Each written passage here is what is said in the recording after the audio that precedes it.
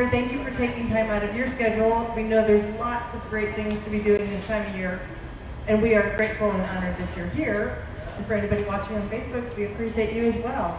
So my name's Susan, and we have a great panel today, and we're going to start on that end. I'll do brief introductions, and then we'll just dive right in to this exciting topic. So on the far end over there is the beautiful Becky Pasha from Kansas. And right next to her is Kirk Randall from Salt Lake City, Utah, and now here as well. And then on this end we have Matt Sievers from Idaho. And right next to me is Martin Blundell from Salt Lake City, Utah also. So perhaps that's why they're inspired to do such beautiful landscapes. And I am going to sacrifice myself if this falls, but actually Jake's got it tied back, so you're good. So solving problems is what we do. So welcome. This is going to be fun, and I think we're going to hear some great stories about this.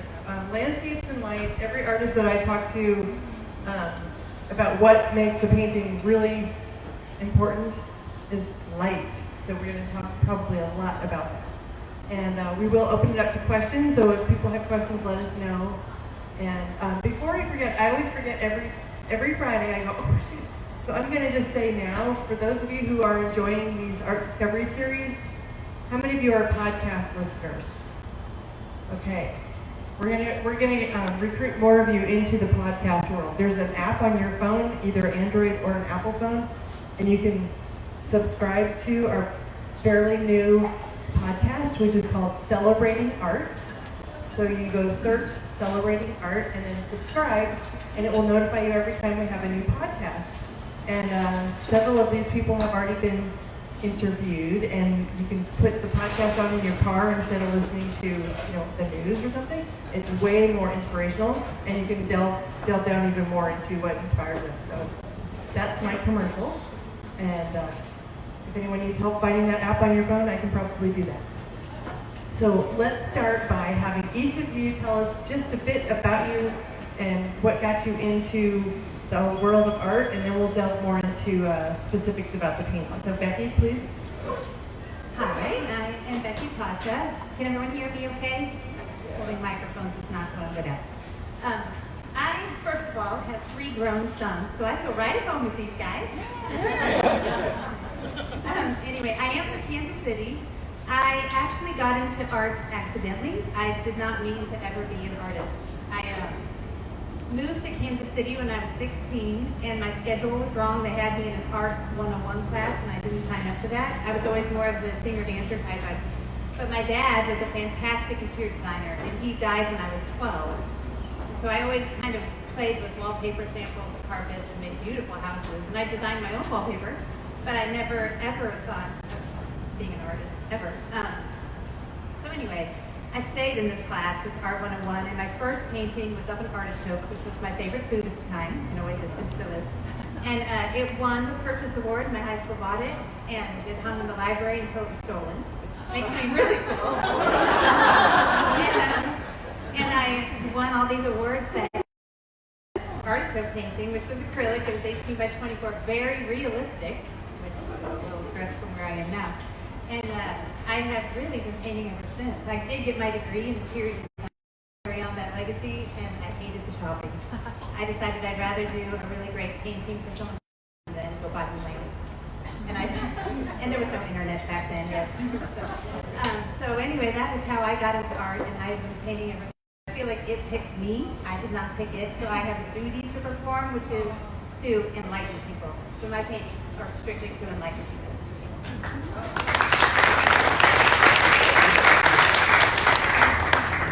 Hi, I'm Kirk Randall, and I'm from Salt Lake City or Bountiful. Me and Martin live only a couple of blocks away from each other, and that's pretty cool. I got into art, kind of a weird, funky, like you did. I was a ski racer, and I busted my legs a couple of times. And I had a high school art teacher that says, you're actually pretty good at doing this. my mom was a painter, my grandmother was a painter, but I really didn't care. I wanted to be cool and be an athlete, do all that stuff, and I didn't. Okay, so anyway, I wanted to be an athlete, and I was all busted up, and I had a high school art teacher that said, since you're all busted up and you're in a cast, let's do a bunch of paintings and see if we can get you a scholarship. And I said, what are you talking about? And then I did it and received a presidential scholarship to the University of Utah. And since then, my life has been turned upside down. I've become a full-time artist. As soon as I got out of college, I opened an art gallery, and I've been in the art business for over 43, 44 years.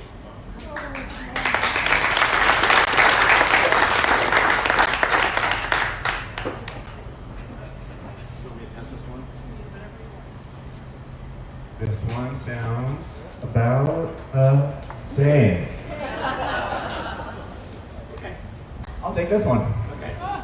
Matthew Sievers. This is my 11th year doing a show, and I used to run around this place when I was pretty small because my dad, he's back there scratching his back. All the weight off his shoulders, that's what he's feeling.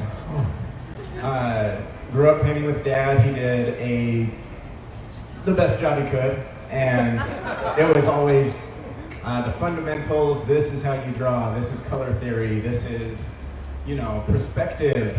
Now you go do it.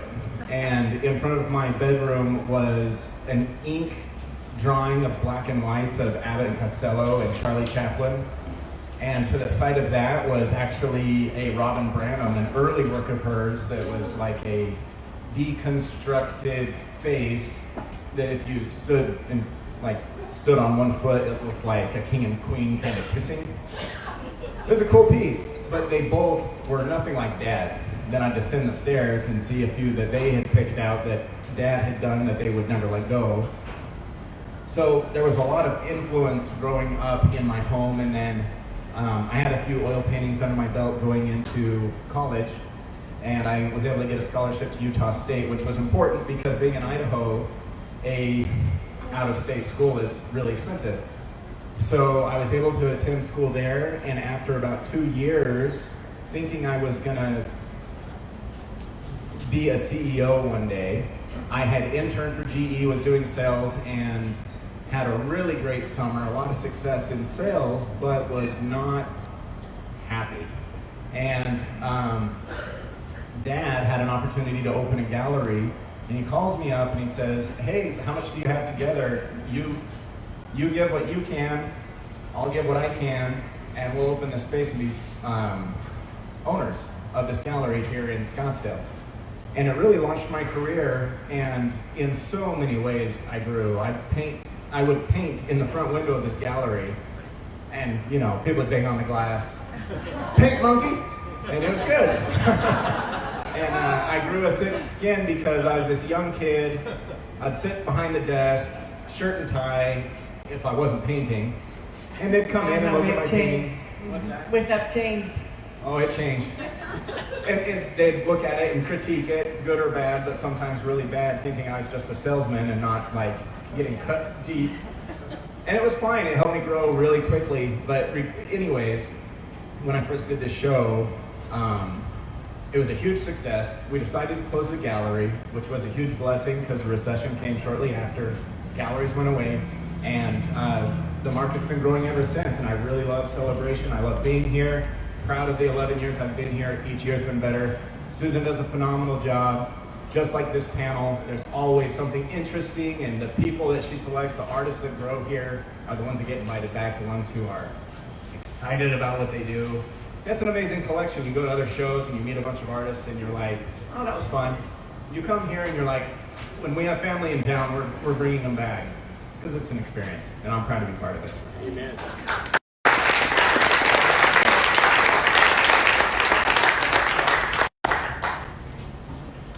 I'm Martin Blundell. I got started in art young. In elementary school, we actually had some art classes, and the lady that taught the class singled me out and said, "Oh, you're doing a great job on this watercolor." So I always had it in my mind that maybe that's something that I could do. My dad, I come from a different, he's kind of he's a math genius, and that's the way his world worked. He, got graduate degrees from both Michigan State and MIT in mathematics. So I always thought, why would he let me go to school and be an artist? He never had a word to say about it. But I had a high school teacher that motivated me and told me that I could make it. It's always good when you're young, somebody can tell you can make it in something. And so I went to the University of Utah also. Kurt and I were in the art honors program at the same time at the U, and that was a blessing for me. We really functioned like graduate students in undergraduate study, and had an opportunity to work directly with professors rather than being in class. So we got very good feedback, challenged a lot. I can remember Doug Snow, phenomenal abstract painter at the U, telling me, you guys are in the honors program, but please go back and study the basics. Please go back and keep learning how to draw. Doing those kinds of things that fine-tune our sensibilities. And I think that's good advice. A lot of you may be artists and working on art. It's good to go back and refresh yourself on basic things. You can catch yourself making art and miss what's going on if you're not paying attention. I graduated from the U. I had started a family, but my oldest son got leukemia, and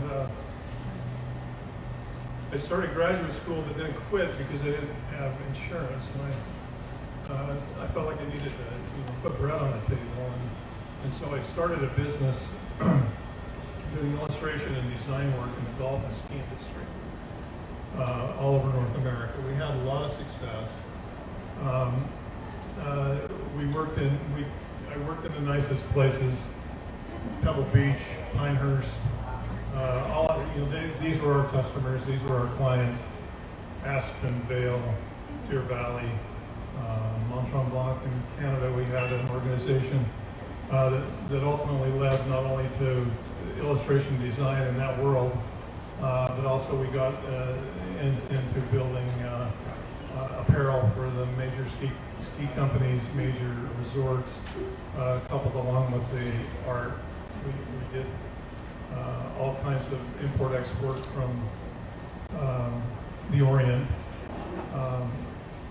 And we did well. We had 150 employees and a 200,000 foot warehouse, and then the recession came along, and our financial partner, kind of in the business world, I would say he took a powder on us and took his name off the line of credit.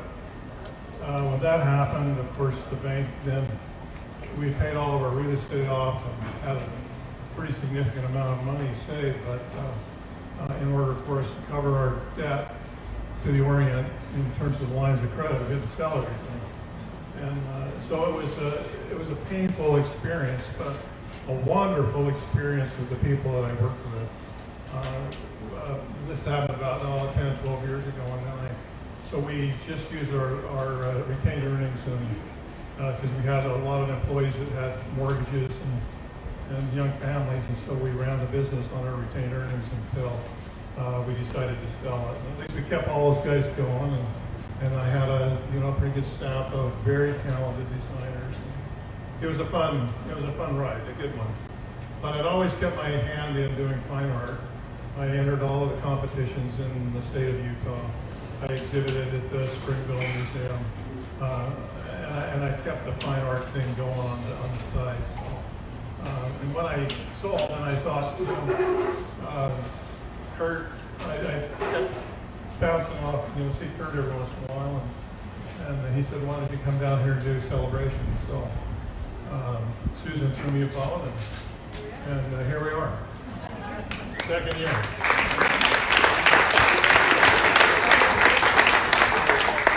So let's hear it for teachers, because a common thread. And those of you who've been in other panels, we've talked about University of Utah and other panels because it's really an iconic school for art. So we're proud to have people who come from there. Great stories, don't you think? I love getting the backstories.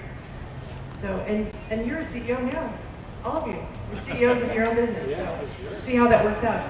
So let's go a little bit more specifically. I asked each of the artists to bring a piece of art with them today, and although you may not all be at the right angle to see them from where you're sitting, maybe after, if you can't see clearly, you can come up and take a look. But it would be great for each of you to kind of talk about why you brought the piece you brought, and then, let's talk about the favorite subject of light and how it makes every landscape come to life. So I'm going to start with you, Miss Becky, and remember to keep that microphone there. Okay, just raise your hand if I talk with my hands. So, I brought Breaking Clouds. I just painted this last week. Can you hear me? Okay. When the rain cleared out last weekend and I left the tent, the clouds were crazy. And the car behind me honked probably 4 times. Like every stop, I was like, holy gosh! I just took all these pictures. I thought, I have to paint that. And so I came in, and it's not done very well here, but I paint with a big spatula. I do not want to paint detail. And that, I think, is different. I am trying to paint an expression of a moment that people will connect with. And I want someone to tell me, oh, that looks like Seattle, where I'm from. Oh, I love that. I don't care where it's from. But what I want is for you to connect with it and have a memory. And so my paintings are really, they come from kind of a different place. I don't use reference photos much.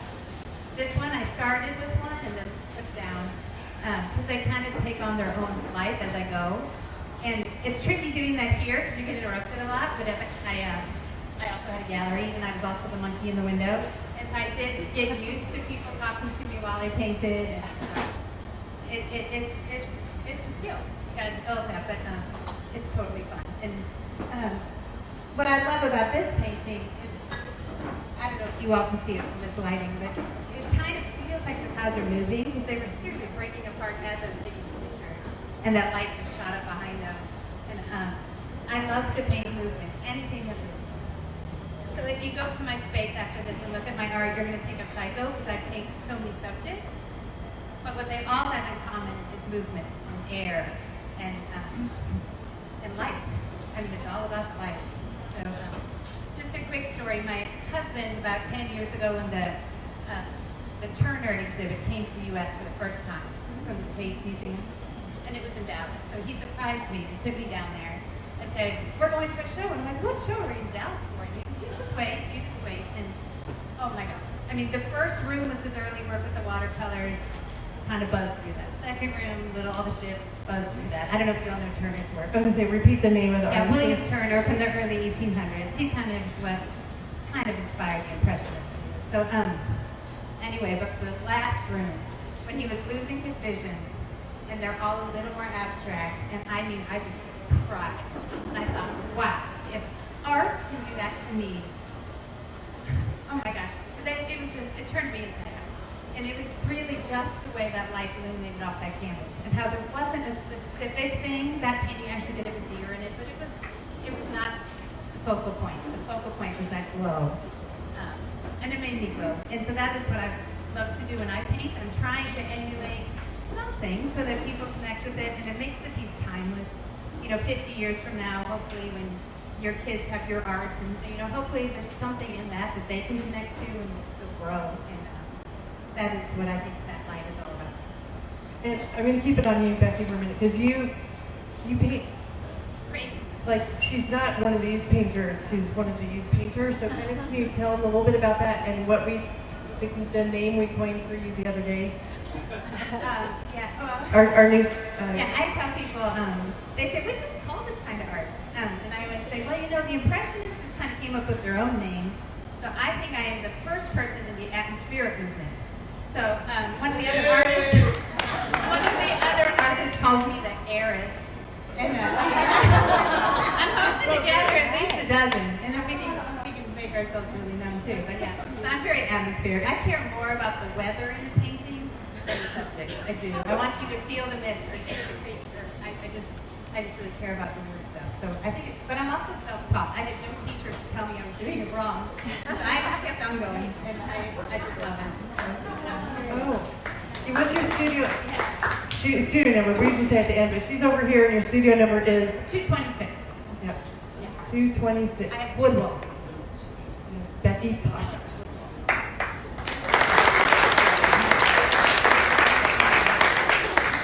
All right, Kurt.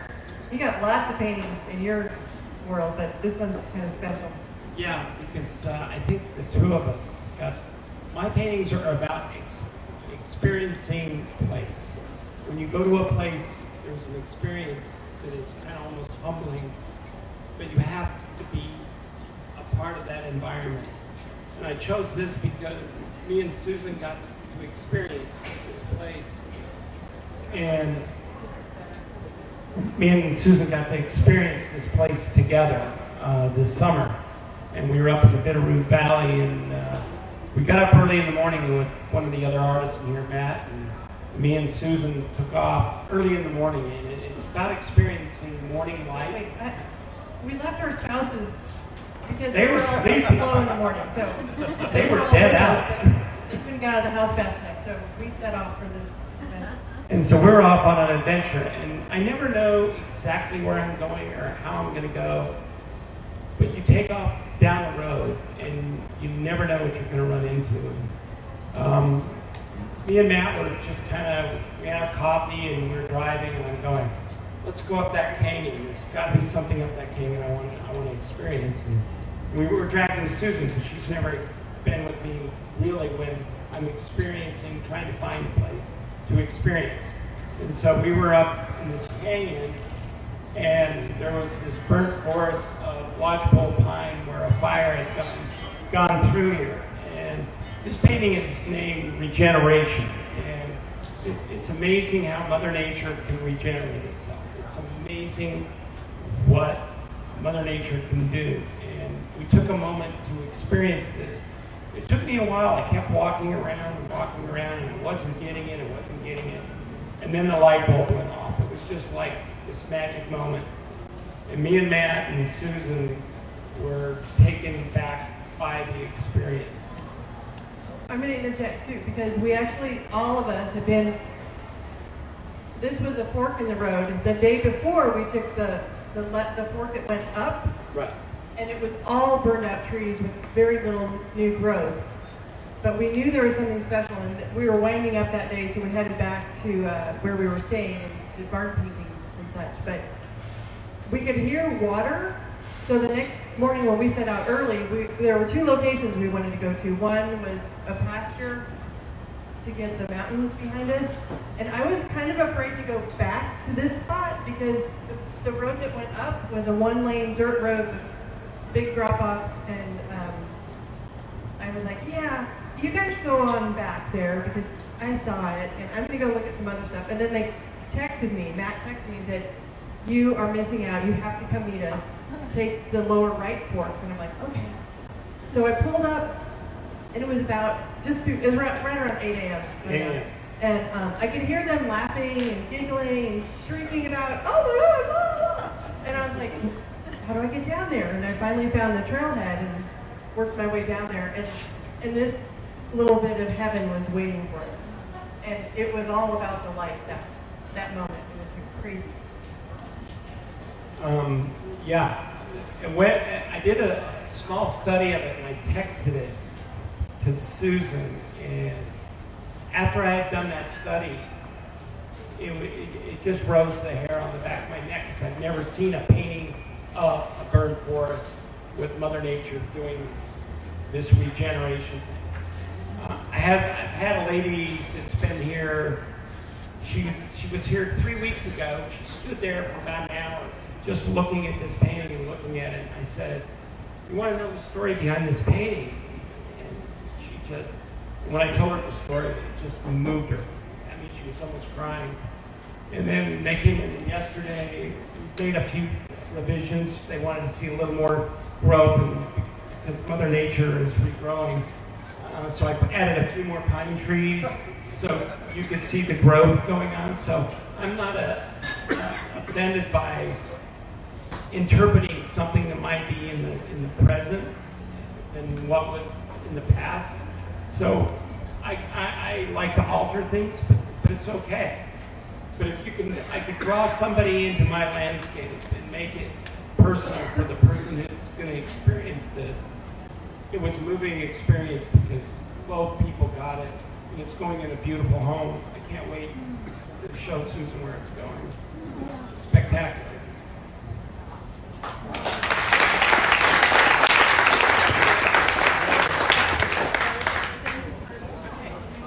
So Matthew, I'm going to step out of the way.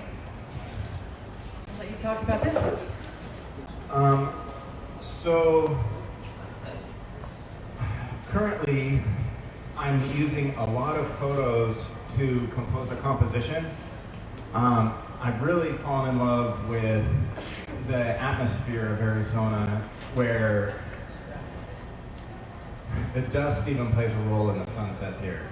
And sunsets are beautiful everywhere, but Arizona, it's refracting off the desert, it's picking up the red in the clay and the intensity at each level, but how much it changes throughout the sunset is so wonderful. And this is a piece where I had taken a lot of different photos, and you know, some were from a hike on Camelback and some were from Hiestewa Peak.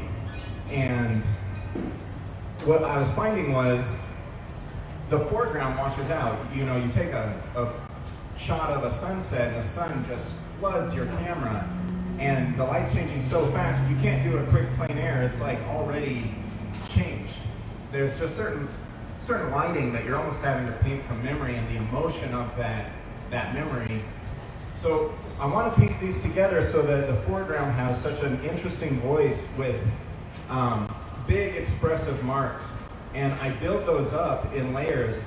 And it's actually something the old masters were doing, where the green you see coming through the top here, it was applied in almost an intense emerald green. And then the fleshy, peachy colors of these clouds, I was mixing that with different mediums in my oil so I can lay it down like a veil on top of that really dry green and scrape so that the light's hitting that peachy tone. Like if you were to see a bride under a veil and you put a light, you see the veil, and you remove the light and you see her face under the paint. So different lighting, I get really great depth into the atmosphere, and that just speaks to me because the whole purpose of art to me is conveying emotion and letting anyone who sees this, whether they've been at a spot that looks like this or not, or they've seen it 100 times, that when they see this piece, it has that impact. Ooh, I've been there. Oh, remember that one day that we were there. That's the whole story, is that connection. And then once I build up these thin layers of transparent paint, they are this great background where I start using opaque, very thick, dense marks.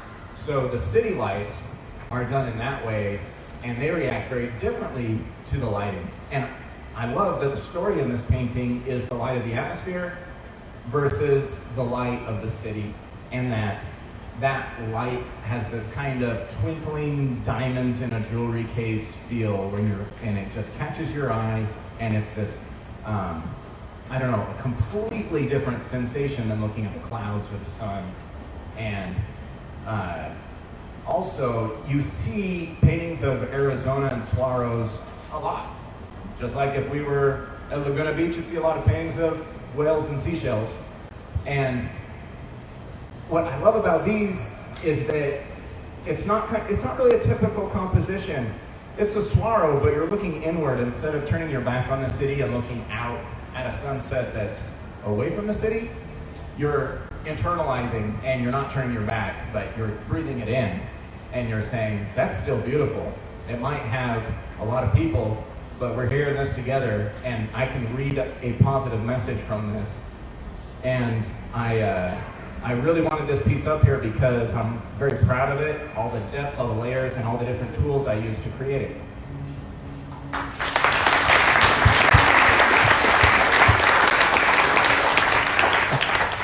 Beautiful. And I mean, everyone loves light.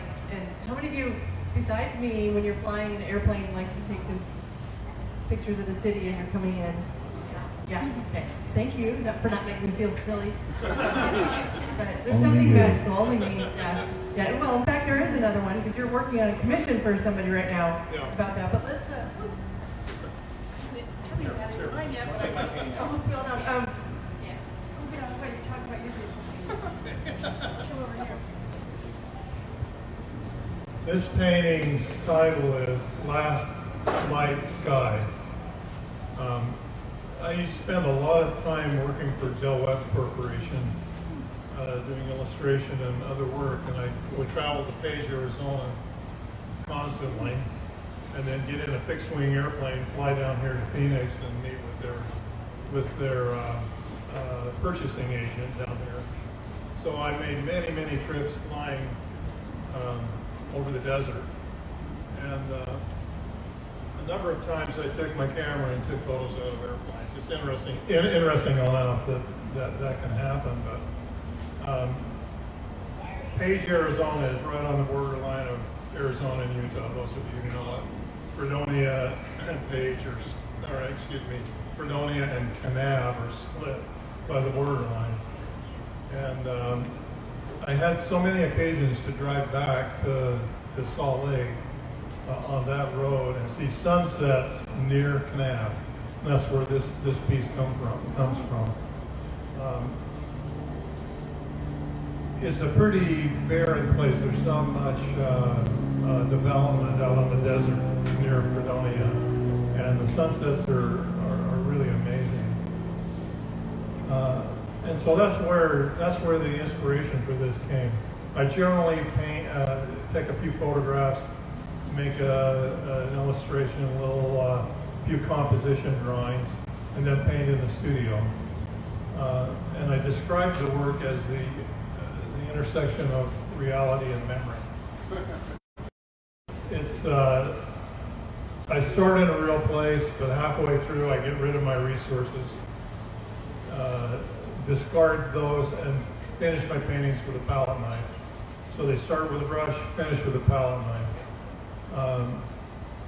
The process helps me eliminate detail and pull back from fiddling around with the kind of detail can give. Somewhat like what Matt does. His marks are rather abstract, and so look at the way all of that has been painted. In the context of a landscape, everybody gets it. But if you look at the marks, they're actually very small abstractions. So I dig that. I guess you would call it a counter to painting landscapes because you're making abstract marks. I love that concept. That's why I love Aaron Barrett's work. It's very similar. If you were here last week and listened to Aaron talk about making abstract and using abstract marks to make real paint. The atmosphere in this painting is about the last light before the sun goes down and it goes dark on you.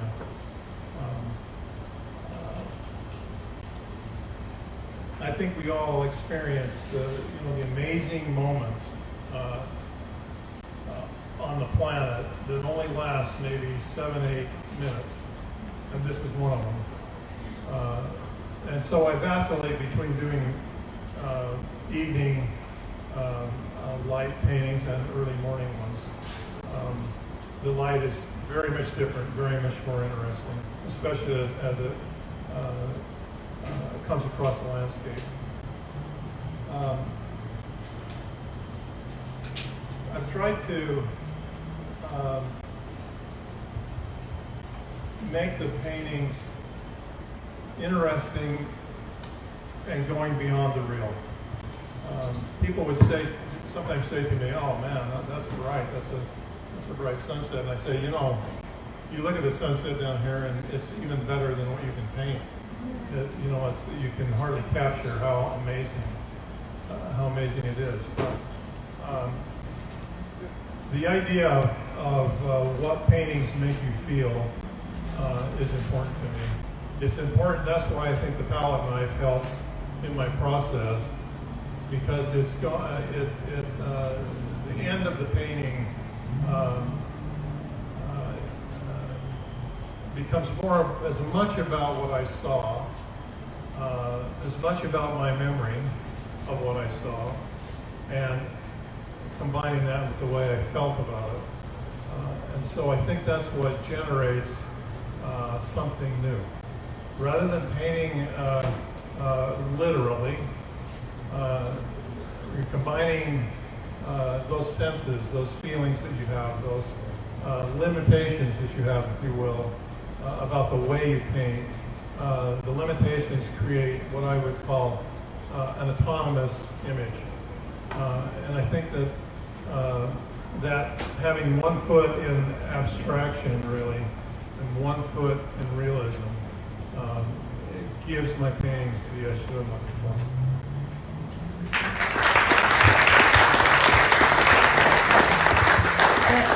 That's great. And I think some of you might be wondering, and I am, who have you been inspired by? We've heard one of your Turner, but what I noticed about each of these is they all have pretty distinctive color palettes and definitely distinctive styles, yet they're all magnificent landscapes. And I love the combining the abstraction with the landscape. But who inspired you besides Turner? And Well, for sure, all the Impressionist artists. But the weird thing is, I've always had a knack for color. When I was little, I could see color and go back. But my favorite color palette is probably John Singer Sargent, who is very limited palette. He is not real colorful. It's the yellow ochres and the burnt siennas and the pink grays and ones. That palette, to me, I could live with forever.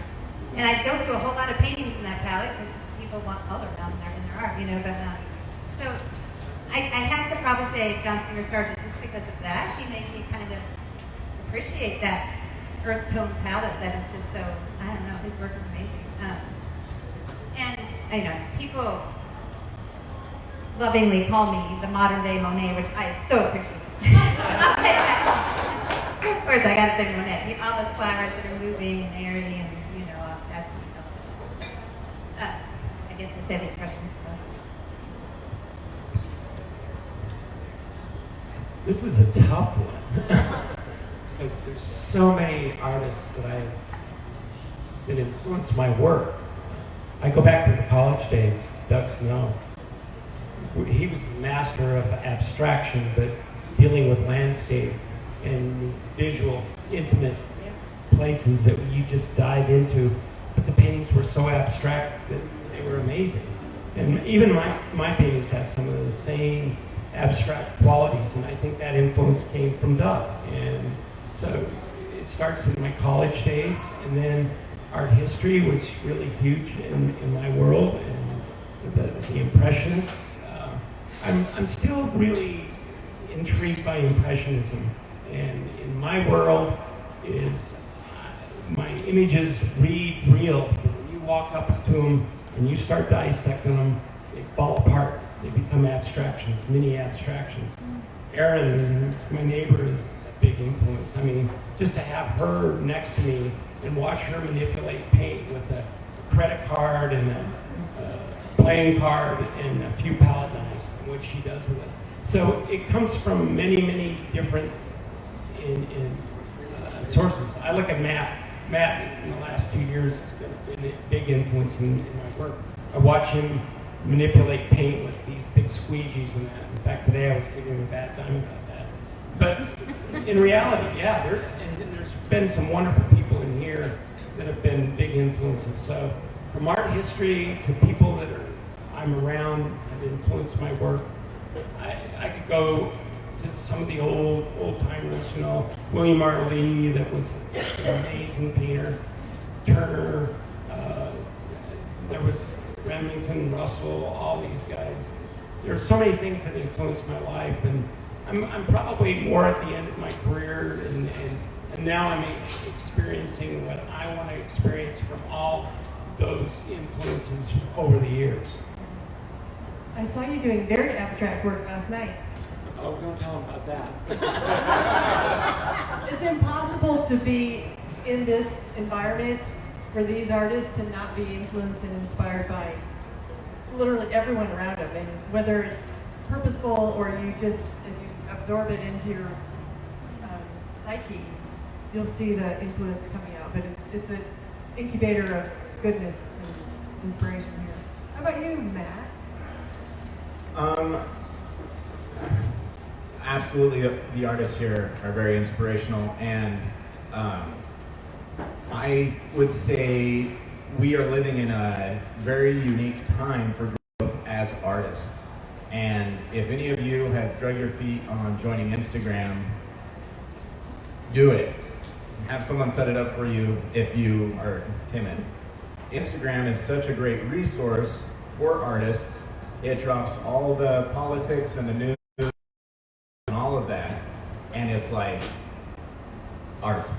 And you follow the artists you like, and when you open it, it's just like a breath of fresh air to see what they're doing currently.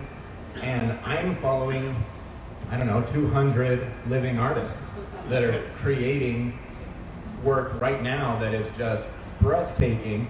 And the entire art community is growing far faster than it ever has before, with influences that are fresh and unique and juicy and wonderful.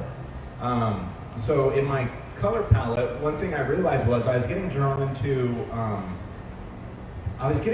paintings that had a natural feel, but it was tweaked as if you were looking through a stained glass window or something of a color. Almost like it's a natural sunset through a purple piece of stained glass. And it reads realistic, but the whole thing has its own rhythm. If you think about music, I use music as an analogy in my artwork all the time. And if you think of this piece as having its own song, the overall palette, I want it to, if you were to look at it from 100 yards away, that one is more mauve, and that one is more blue, and that one's more green, because they each are, tracks in my playlist, and I want them to have their own voice and their own melody.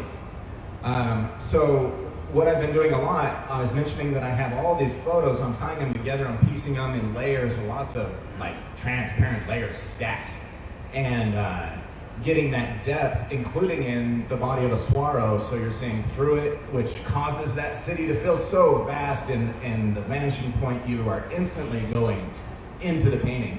And often I'm doing that without a vanishing point. I'll paint like a wall of trees, and I love to do this, and then draw you in from warm and cool colors, or the peaks of the mountain that take you to the center in a V shape, kind of a reversed vanishing point. I call it modern composition. And people ask me all the time about it because they're asking, where are these mountain peaks? I'm like, I don't know, it's my vanishing point. But they don't realize that. They just want to know where it is. And I just want them to remember when they were somewhere like that. That's my entire goal. So anyways, all these stacked layers, I'll take them into Photoshop now. And this is a pretty new change for me. And I would say anyone who really was looking at my body of work last year would see a big difference. And that biggest difference is hours of preparation before I ever touch a brush. And before, I always pride myself on really having a good visual skill, so I was hesitant to do that. My dad would always tease me when I draw, rather than these light lines that show the form, and then you start adding dark lines, I could put the pencil down and in one line draw this really accurate silhouette and just fill it in. now it's all preparation, and it's paying off in leaps and bounds for emotion and getting the color to a natural but monochromatic, though that sounds really weird. That's kind of what I'm going for, direction.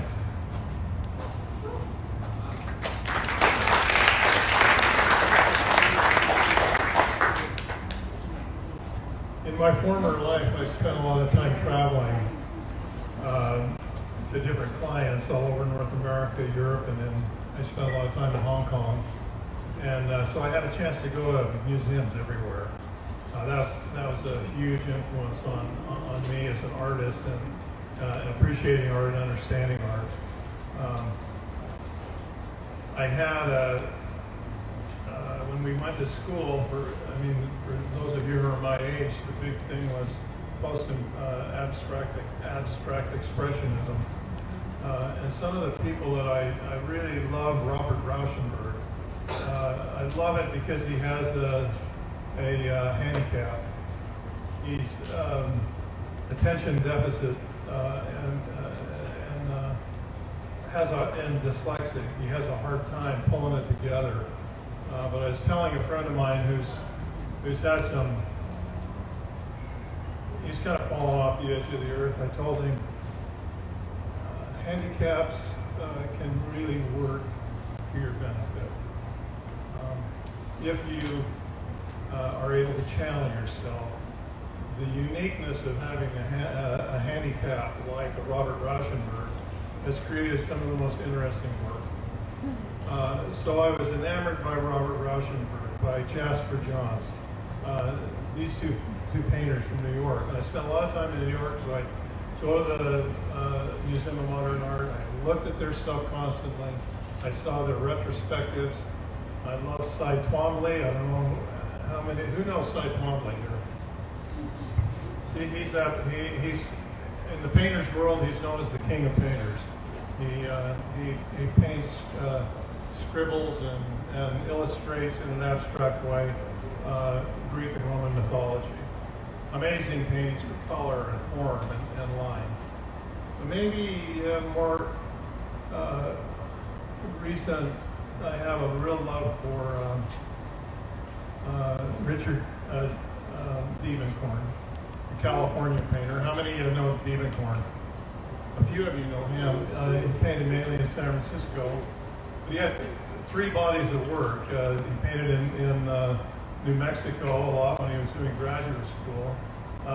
Beautiful abstractions, colorful abstractions. If you looked at it, you'd say, okay, I get it, that's Santa Fe or Taos. And I love that work. And then he did a big series called Ocean Park, which are California paintings of suburbia, but they're very large abstractions. The color, the organization really interests me. The most interesting part of his work to me is the middle section where he went and did figurative work. And so he painted the figure with a fellow by the name of David Park in San Francisco. And he painted these paintings of people in interiors generally. And they were painted as figure paintings, but they were meant to be read as abstractions. So he's kind of working the other way than I do, but they fascinated me because he was willing to give up accuracy for feeling. And he made a statement about life drawing, if you will, and painting the figure. Are some of you guys artists that have actually done figure painting, figure structure, figure drawing?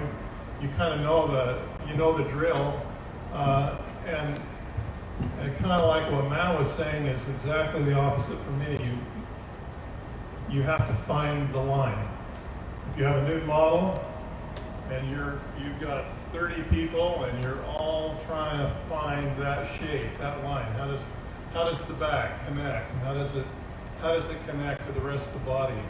All of those kinds of things that are very, very important to make it look real. Well, you just don't draw it. It doesn't happen. You have to work to get there. You got to draw, draw, draw. You find it sooner or later. Like Matt was talking about, you'd have to make a darker line and say, okay, I found it. Diebenkorn did that with his whole painting. And he said, it's horrible, he says, when I think about how inefficient I paint. Because he had to paint over and over and over again to get the shape, the line, the color. Everything, to me, looked like a struggle. But the paintings are large, they're full of color.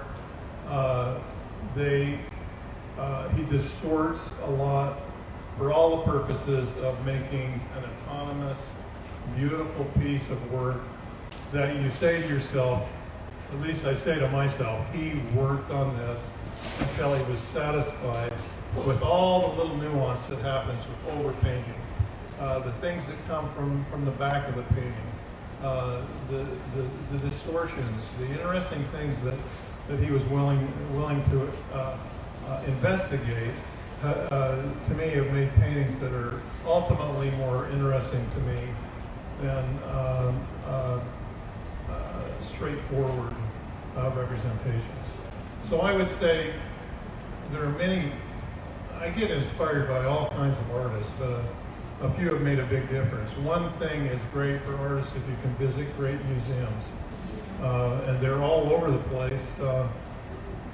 Pasadena, I ask people to come around, sometimes we talk, and Pasadena has the Norton Simon Museum. Anybody who've been to Norton Simon Museum? Okay, so you know what I'm talking about. You want to see some awesome paintings, go to Pasadena, because he had the kind of money that he could buy whatever, and he bought the best of paintings that you can ever see. And so that I was fortunate enough to travel so much. I had plenty of time to visit museums and see the real painting, not a photograph of it. Makes a huge difference. And when you can see those brush strokes and the marks and all that. Yes, we love promoting museums. When we were in San Francisco a couple of years ago, we saw an exhibit there, which was amazing. Do we have any questions from our lovely group of viewers? Yes, please. I'm a wannabe artist, but I'm married to an artist for 40 years. Yay! Wow. A wannabe artist and a very It's a nice art anniversary, 43 years.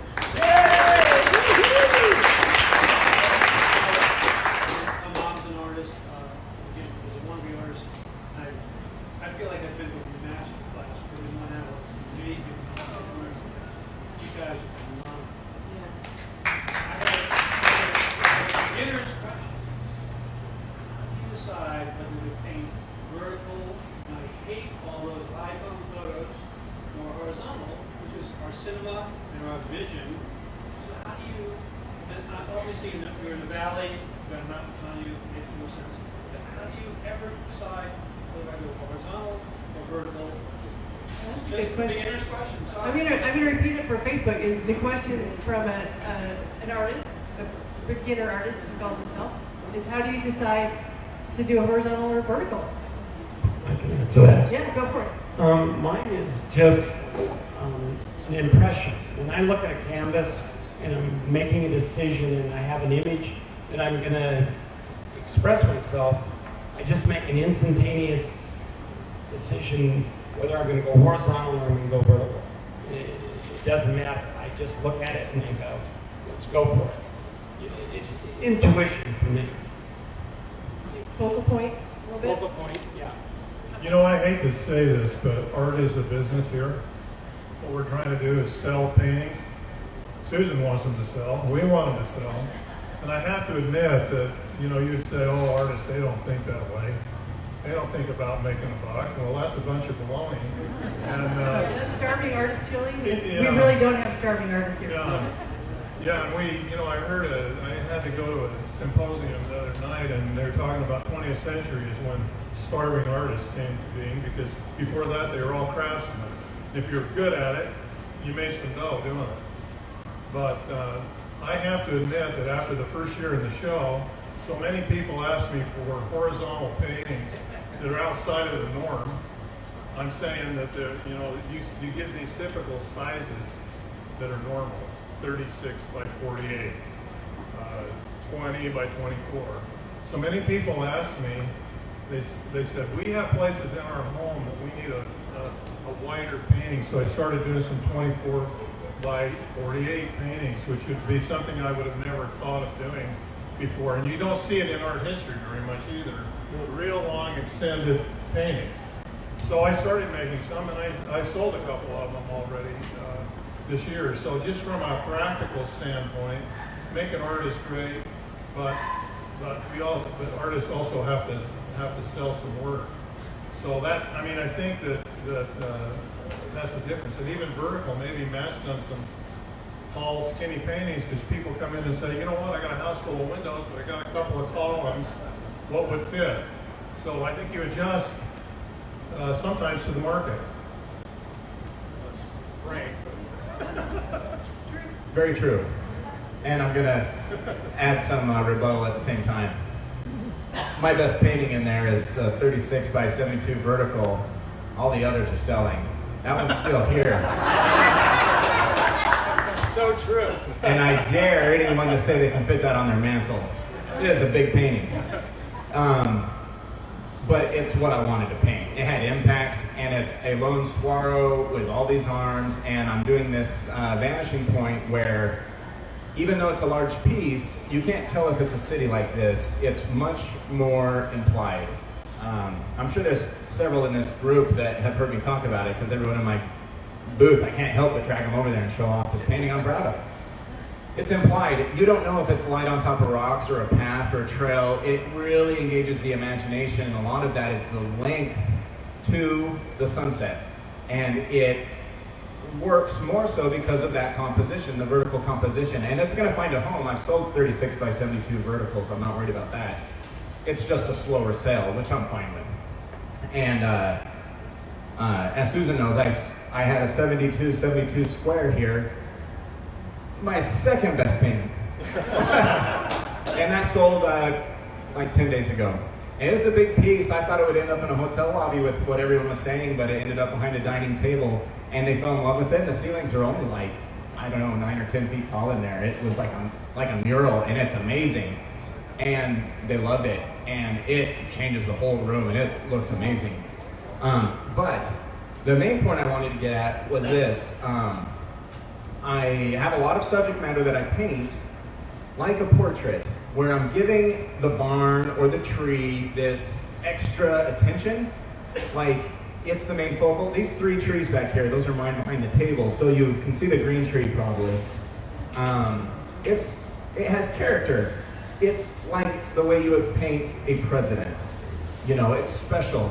And I like to paint these trees as if, you know, most of the titles have to do with an evening gown or a formal or something, because I like that idea that this tree is elegant, and you watch a movie where it walks out on the stage like a singer, and she has her big shot, and you're following her from behind stage, and she walks towards the spotlight, and you're behind her, and that spotlight is the sun there on this tree.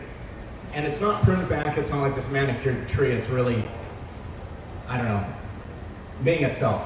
That's the point. It's standing the way it is. So, I found that when you're painting a single object, if it's the standard vertical, it's very much a portrait the way you would find the painting of a president. It's a portrait of a tree. But contemporary art and the contemporary movement, it's amazing that a square is so fresh still in the art world. The square's been around since the beginning of time. Every size has been painted. You see paintings on things that look like wood that was adrift, and they did a painting on it. But for some reason, square still reads really modern. And I love, if I'm gonna put something modern, to put it in a square composition and see if that works, see if it still feels portrait, see if the tree still feels special, and if it does, to go for it. And obviously, I am trying to push a more edgy, modern feeling in an elegant, beautiful, serene setting, so that really lends itself to a lot of compositions.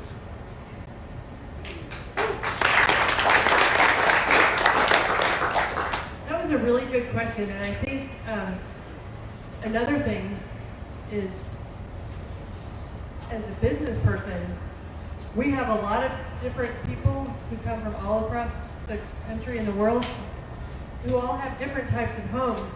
We happen to have some very large homes with very large walls here. So back in the early days when the show started, 36 by 40 was probably big, but now that's, you don't even bat an eyelash. They've gotten bigger and bigger as the years have gone by, but also the really savvy ones will have a wide variety of sizes so that whoever it is that's coming to see, like we have a little bit more lower ceilings because we're in an older house. We can't, but we can't do giant, but we can do lots of smaller pieces and group them together. So that's not really your question, but it addresses size, and I think for me, when I look at painting, it's all about the focal point. And some read better, some subjects read better vertical and some horizontal. Don't just stay in one box. Any other questions? Yes, please. Carol. I've asked this question before, but maybe it's a new audience, maybe it's Okay. But art is so personal, and you put so much of yourself into it. Is it hard for you then to sell your work? She asked, art's so personal and you really put yourself into it. Is it ever hard to sell your own work? Yes, absolutely. In our collection at my home, I'd say we have about 13 paintings that I've done that are in my private collection, and they're not to be sold. And there's always a new piece that's getting created that your heart is going into. And it's really interesting because you go through this eternal cycle, and it's not going to sound really romantic, and it's not going to sell a painting, but this is the truth of it for me. I just finished this piece. It's the greatest thing I've done in my mind, and I'm so excited about it. And I set it off to the side, and it's like, I'm keeping you, right? And I get the next canvas and I put it up, and I've gone through images and I've kind of played around with them, and I'm getting excited about this idea, and I start drawing it out. That doesn't work. I move this. Ooh, that's really cool. Start putting color. 3 days into this, I look at this painting and I'm seeing it with fresh eyes. Sometimes I want to go back and change things. Where when I finished it, there's no way I was going to change anything. It was perfect. I loved it. And now I'm like, oh, what if we do this? I might mess with it. I'm loving it again. I go back into this. And by the time this one's done and I'm ready to set it where that one is, I'm so excited about this. It's going to, blow the shoes off of anyone that sees it. And I move that one over and it's like, hey, you've grown up, time to move out of the house. That's more common, the process for me. I did a really large painting a number of years ago. It was 60 by 72 of a wheat field up in northern Utah. And I hung it in my house for about 4 years. And we have a nice living room and baby grand piano and this big painting behind there. My wife said to me, what are you thinking about this painting? I said, I'm going to enter it in the Springville show down in Springville, Utah, which is a big museum type show, hard to get into. And she says, well, okay. And she wasn't so excited about it. So I had the occasion to go down when the show started, and I had to call her up and say to her, Norma, I got good news and bad news. That painting sold on the first night of the show. And I said, the good news is it was $15,000.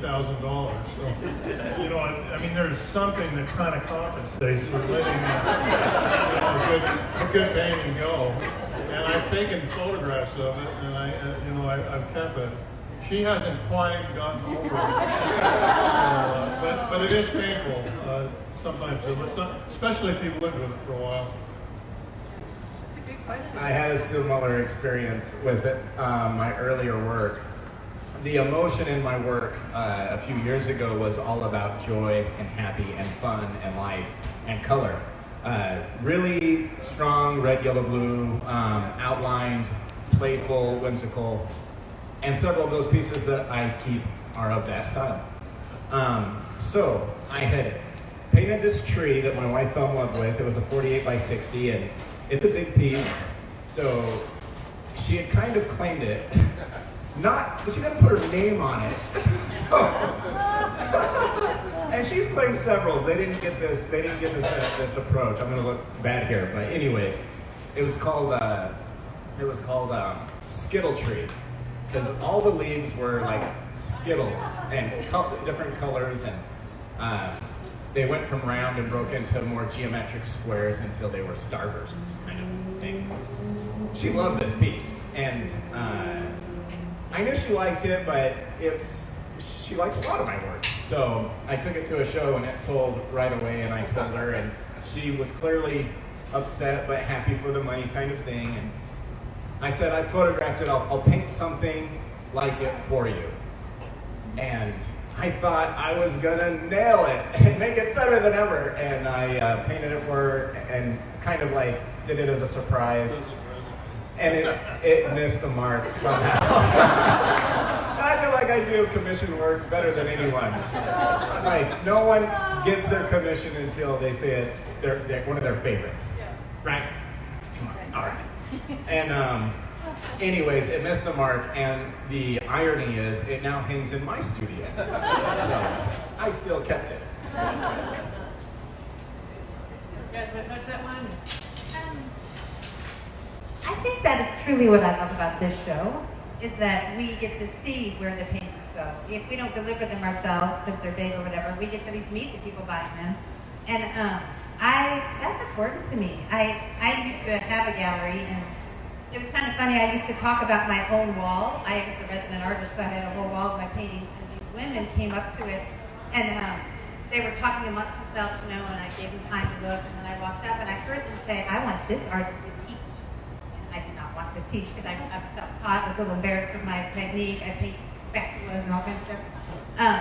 So I talked to the third person, and I was like, "Oh, this artist is local." I just completely I didn't let them know at that time that I wasn't an artist. It was so fun to hear what they liked about it and all that stuff. And then later, they found out it was me, and they talked me into teaching, and I taught for 5 straight years, a whole bunch of classes. But and I taught my atmospheric style, which people really enjoyed. It was super fun.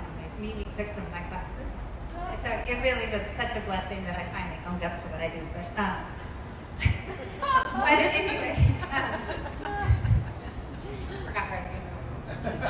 But anyway, being at that gallery too, I always saw who was taking the paintings. And when my own work went out the door, it's almost like you want a questionnaire, Do you smoke? What atmosphere is my painting going to be in? I do care. However, on that same note, I only have one painting of my own in my home that I own, and it's the one I painted for my husband on his very first Father's Day. I painted his favorite ruin in Ireland. And that's the only one that we own. I feel bad for him. He does not own any of my paintings. They hang in the dining room on approval, and they go out the door. I need to paint some for him, but I don't hold on to them because I know I haven't painted the best one yet.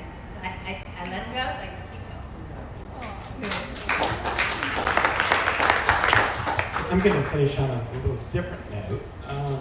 Me and Becky collect a lot of art, but I've been given a God-given talent. And I feel like when I create a piece of artwork, that it's meant to go somewhere else. It's not mine talent, it's somebody else's.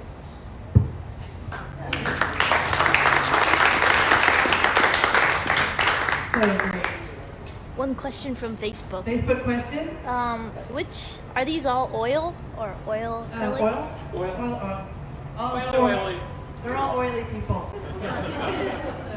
But they also all know how to draw because that's fundamental. So, all right, you guys have been amazing. You guys have been awesome. Thanks so much.